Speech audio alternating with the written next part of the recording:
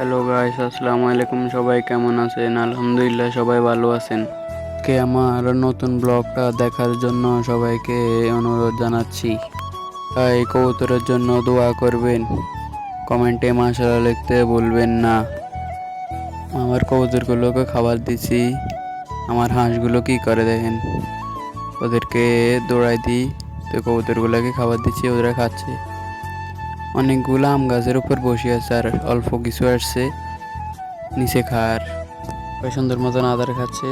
আর এখানে খাঁচার ভিতরে দুইটা বসে আছে, এখানে বাচ্চা দুইটা আছে, এখানে বসে আছে, এখানে ডিম দুইটা আছে, আর উপরে বাচ্চা একটা হুমা দেখেন রেসার বাসার ভিতরে ঢুকে দিতেছে।